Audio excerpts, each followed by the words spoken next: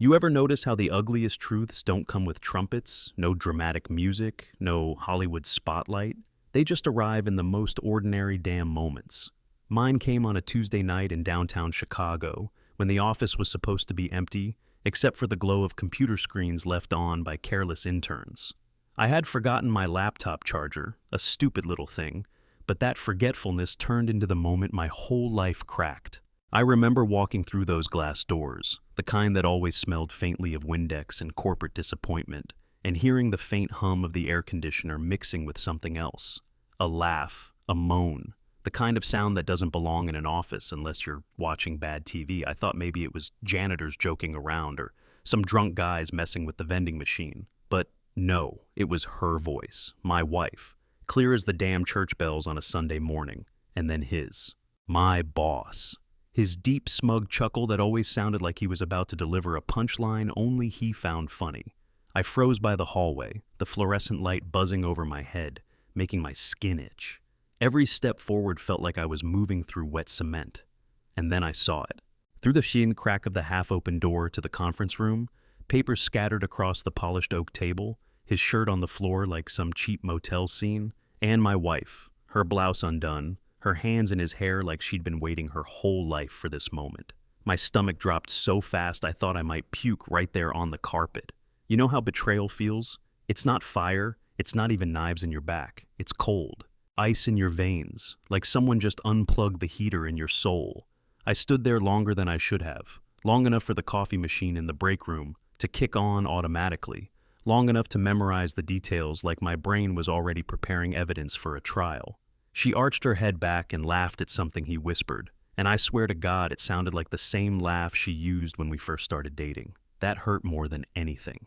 Not just that she cheated, but that she gave him what used to be mine. Now, here's the part where most guys storm in, throw punches, scream, maybe cry, but I didn't. Something inside me, maybe pride, maybe rage, maybe the ghost of every insult my boss ever threw at me, kept me still. I walked away. Quiet. The kind of quiet that scares people more than shouting. I left the charger behind. Hell, I would have left my whole damn career behind in that moment, because I realized everything, my marriage, my job, my future, was already trashed. Outside, the city lights blurred in my eyes. Horns honked. People laughed on sidewalks. Life kept moving, because life doesn't give a damn about your heartbreak. I walked the 4 blocks back to my car, gripping the steering wheel like it was the only anchor left in the world. I didn't drive home. I parked in an empty lot by the river, turned off the engine, and just sat there, for hours. Memories replayed in my head like some cruel highlight reel, her telling me she had to work late, my boss complimenting her at the Christmas party, the way she suddenly cared about her hair and nails again like we were back in high school. All the puzzle pieces I had ignored were suddenly a picture I couldn't unsee. And here's where something shifted. Somewhere between rage and despair, a new thought slipped in. Revenge. Not the kind you see in cheap soap operas where the guy just sleeps with her sister. No, real revenge. The kind that makes people regret ever crossing you. The kind that doesn't just burn bridges, it sinks the whole damn island. I smiled in that parking lot, my tears still wet on my face, because I knew I had something they didn't. Patience. I could wait. I could plan. They thought I'd explode and expose myself. But I was going to walk away quietly, and then I was going to make sure they both lost everything. That night, I didn't go home. I checked into a cheap motel on the edge of town, the kind where the ice machine never works and the walls are so thin you can hear the neighbor's TV buzzing through static. I lay on that hard mattress staring at the ceiling, my mind racing like a Wall Street ticker. Betrayal turned into strategy. Every habit of my wife's became data. Every arrogance of my boss's became leverage. I knew their patterns. I knew their blind spots. And if there's one thing America loves, it's a downfall. From Enron to Bernie Madoff, from suburban scandals to viral Reddit stories about cheating wives, people don't just forgive betrayal. They devour it like popcorn at a Friday night movie. And I was about to serve them the juiciest story yet. When the sun rose over the city the next morning, I wasn't a broken husband anymore. I was something else. A man with a mission. And in America, nothing terrifies the powerful more than a quiet man with nothing left to lose. When you wake up in a cheap motel with a buzzing neon sign outside your window and the smell of stale cigarettes baked into the curtains, you either hate yourself for sinking that low or you start seeing things differently. For me, it was the latter. That scratchy motel blanket felt like armor. The buzzing neon was a war drum. I wasn't broken. I was drafting a battle plan. My wife and my boss thought they'd cornered me, left me with nothing but humiliation.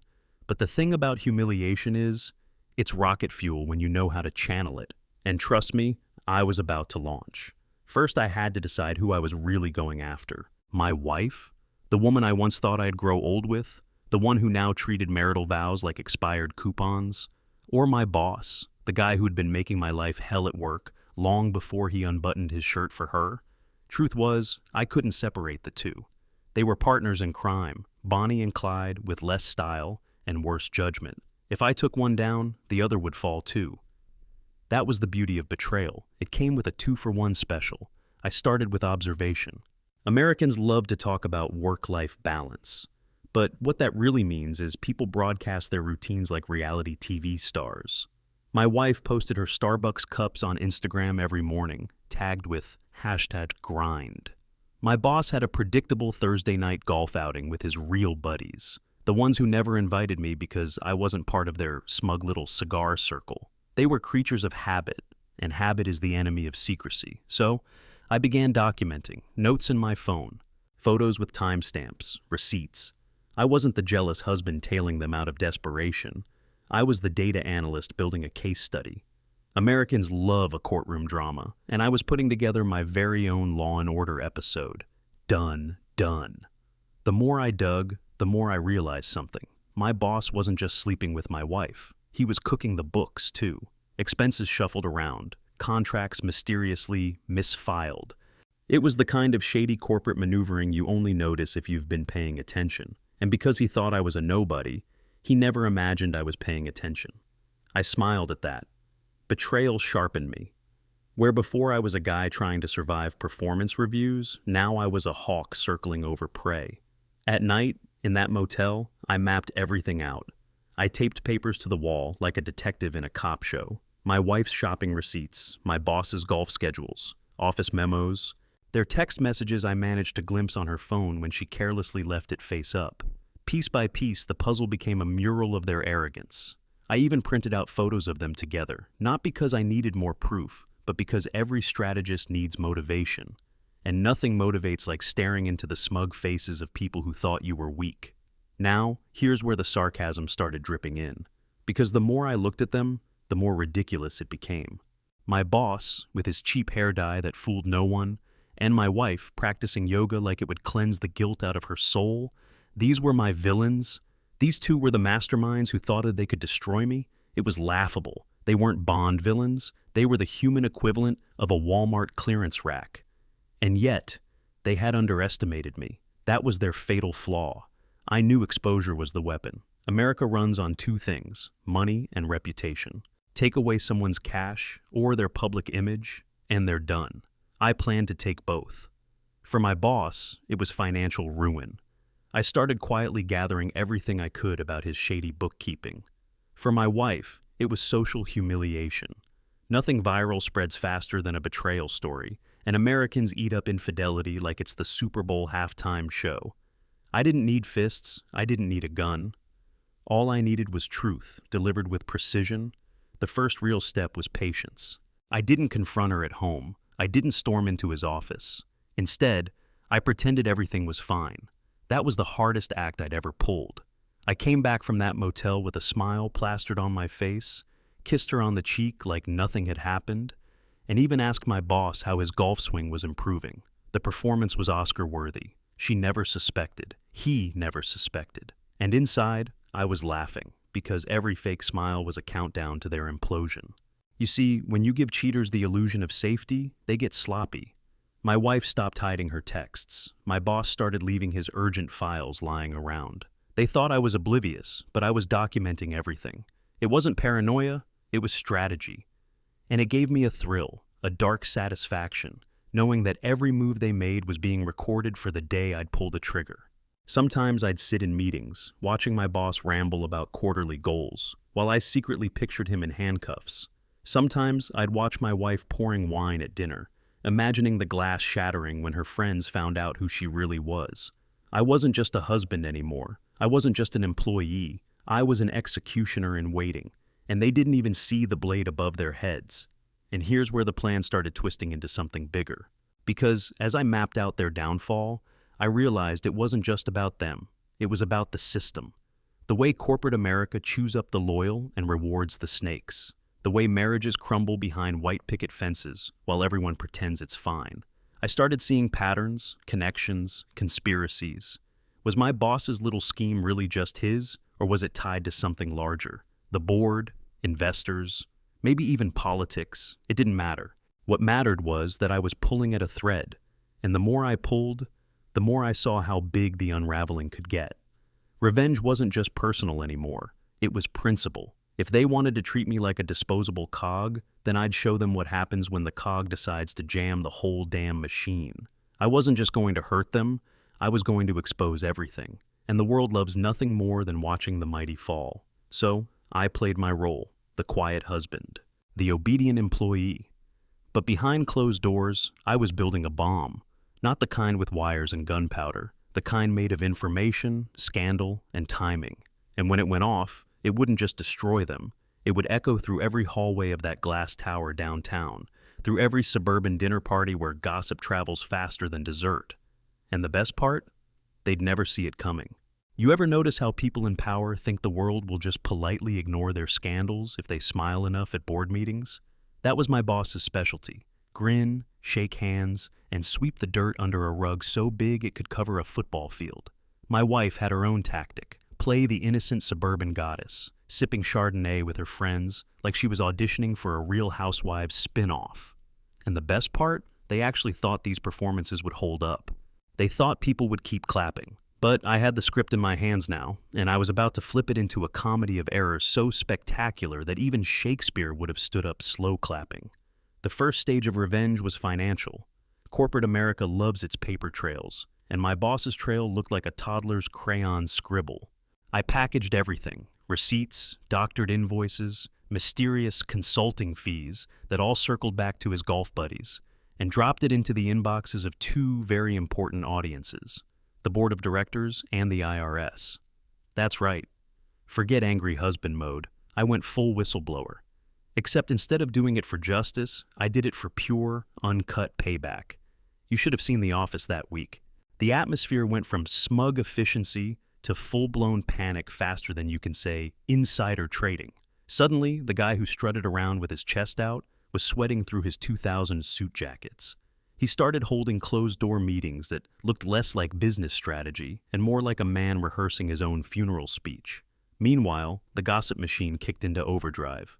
Becky from HR whispered to Donna from accounting, who texted Trevor from IT, and by lunch, everyone knew the boss was under investigation. That's when I pulled the second trigger, the affair. Exposing corruption wasn't enough. I wanted them to feel humiliation in surround sound. At the annual company mixer, the one where the alcohol flows and middle managers dance badly to Bon Jovi, I arranged a little surprise, a slideshow, not of quarterly growth charts, not of market analysis. No, this one was titled Synergy in Action, and it featured a curated collection of photos of my wife and boss tangled up like bad origami in the office conference room. Picture it, the CEO raising his glass for a toast, the CFO nodding politely, and then boom, the screen lights up with an image of my wife's lipstick smeared across my boss's collar. The room went silent, except for one guy choking on a shrimp cocktail. Then the whisper started, then the laughter, the kind that grows and grows until it's a roar.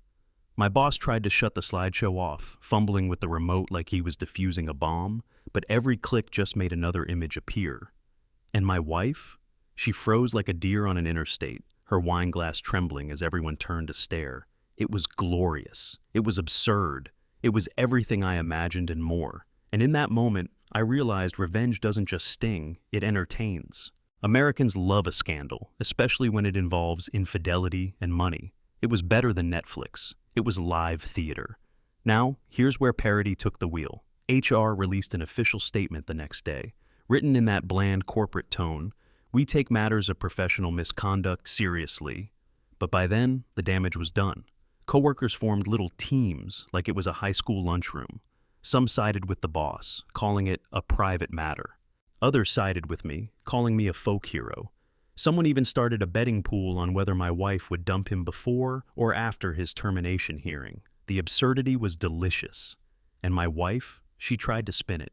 She gave this teary little speech at her book club about how she felt trapped in a loveless marriage and had turned to someone who understood her. I almost admired her performance, except her mascara streaks made her look like a raccoon that had just lost a custody battle. Nobody bought it. The group chat receipts were already out in the wild, courtesy of me dropping them anonymously into a suburban mom Facebook group. Do you know how fast suburban moms spread gossip? Faster than Wi-Fi. By the next morning, the entire neighborhood knew the juicy details, down to the brand of wine she brought to their hotel trysts. The boss, meanwhile, tried his own damage control. He called a company-wide Zoom meeting, shirt pressed, hair slicked back, trying to play the I'm still in charge role. But halfway through his speech about integrity, his Wi-Fi lagged, froze his face mid-sentence with the stupidest expression, and someone screenshotted it. That screenshot became a meme. Within hours, half the company was sending it around with captions like, "Integrity X has stopped working." The satire wrote itself. The best part? I didn't even have to lift another finger. Once I lit the match, they burned themselves down. Coworkers piled on. Neighbors piled on. Social media did the rest. It wasn't just revenge, it was community theater. And I was the director, watching from the shadows with popcorn. But here's the thing I didn't expect. The more they fell apart, the more ridiculous it became. My wife and boss turned on each other like contestants on a reality show. She accused him of manipulation. He accused her of being a distraction. They went from hot and heavy lovers to bitter enemies in record time. At one point, I swear I saw them arguing in the office parking lot, her throwing his golf club at his car while he ducked behind the trunk. It was so cartoonish, I almost wondered if I'd slipped into some alternate universe where my life had turned into parody television. And maybe it had. Because as I watched them unravel, I started noticing something bigger. This wasn't just a personal revenge story anymore. This was a symbol, a parable, a tale about how the powerful crumble not with dignity, but with slapstick absurdity. Americans think betrayal is tragic, but I learned betrayal is hilarious when you let it play out long enough. By the time my boss was forced to resign and my wife moved into her sister's basement, the whole thing had turned into legend. People whispered my story like it was folklore. Did you hear about the guy who exposed his cheating wife and boss in one blow? Reddit threads popped up. Some called me a hero, some called me petty, but all of them watched. And that's the ultimate revenge in America, turning your pain into entertainment that everyone else eats up like junk food, and I wasn't finished. Because behind the laughter, behind the memes, I saw something else. A pattern. A bigger conspiracy hiding under the comedy. And that's when the next phase began. People think revenge ends when the guilty are exposed, when the lovers are humiliated, when the boss resigns in disgrace and the wife moves into a spare bedroom smelling of mothballs at her sister's house. But revenge doesn't end. It mutates. It grows tendrils, spreads through rumor mills and Reddit threads, becomes part of something larger. That's when I realized I hadn't just destroyed two people. I'd pulled a thread in a much bigger tapestry, and now the whole fabric of their world was unraveling. It started small. A local business blog picked up the story, calling it the juiciest workplace scandal in years. Then a national site ran with it, spinning it into a piece about toxic corporate culture in America. And from there, it spiraled. Suddenly, my private little act of vengeance became a public spectacle. Strangers debated me on Reddit. Some said I was a hero of betrayed husbands everywhere.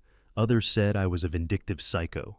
One guy even wrote, "This belongs in our pro-revenge, top-tier execution, 10-10. I laughed so hard I nearly choked on my diner pancakes reading that. But then the conspiracy whispers started. An anonymous message dropped into my inbox. You think this was just your wife and your boss? You stumbled onto something bigger. At first I thought it was spam, but the more I looked into my boss's finances, the more I saw patterns. Offshore accounts, political donations, money trails that didn't make sense. My personal revenge had just cracked open the edge of a nationwide scandal. Suddenly, I wasn't just the guy who exposed an affair. I was the guy who accidentally tugged on the curtain, hiding the corporate political puppet show. People started reaching out. A lawyer who used to work with my boss, whispering about shell companies. A journalist hinting that your wife wasn't just covering for him, she was moving money. My head spun. Was she really just cheating out of boredom? Or had she been recruited as part of something larger? I pictured her sipping Chardonnay not because she was guilty, but because she was part of a suburban spy ring laundering cash through Pilates studios and book clubs. It sounded insane, but the deeper I dug, the less insane it became. The parody of it all was too perfect. My boss, once strutting around the office like a king, now reduced to testifying before a committee, stammering while a senator waved one of my anonymous files in his face. My wife, once posing for Instagram in carefully staged kitchen shots, now spotted sneaking out of a courthouse wearing sunglasses like she thought she was a celebrity. It was like watching a reality show jump the shark into conspiracy thriller territory. And the best part? I was in the writer's room, feeding the plot lines. At night, I started imagining myself differently. Not just a betrayed husband, not just an employee who'd been burned. No, I was a folk hero, a vigilante, a phantom in the American corporate machine. I pictured myself as a myth whispered in boardrooms. Don't screw over your staff, or you'll end up like Anderson. Yeah, that was me. Anderson, the ghost of betrayal come back to haunt. It was ridiculous. It was larger than life. And yet people believed it. Reddit threads turned into podcasts. Podcasts turned into TikTok explainers with dramatic music. The man who turned betrayal into a takedown. That was my title now. And here's the surreal part. The more they talked about me, the less real I felt, like I'd turned into a stories instead of a man. At diners, waitresses would give me an extra slice of pie because I heard what you did. Strangers would shake my hand and whisper, "You're a legend."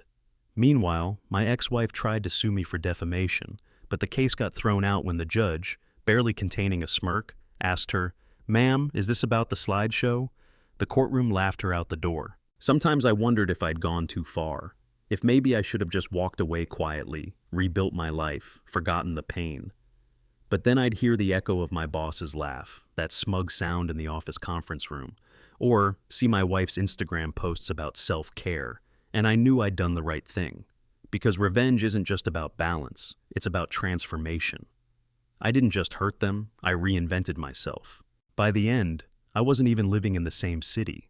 I left Chicago behind, moved west, started fresh. But even as I sat in small-town diners drinking black coffee, the whispers followed me. People online called me the Office Avenger. Some said I'd faked the whole thing, that it was too perfect, that I was part of some government experiment to distract people from real corruption.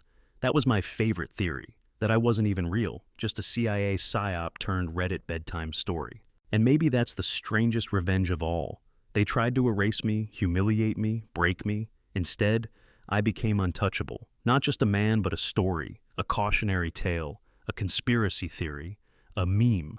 My wife lost her comfort, my boss lost his career, but I gained immortality in the weirdest way possible, through gossip, through laughter, through the endless appetite Americans have for betrayal stories. So, if you ask me what happened after I walked out of that office, after I left my wife tangled in lies and my boss drowning in shame, I'll tell you this. I walked away, yes, but I didn't vanish. I became something else. I became every husband who's been cheated on, every employee screwed over, every quiet man with nothing left to lose. And maybe that's why I sleep fine now. Because the sweetest revenge wasn't the slideshow, or the financial ruin, or the humiliation.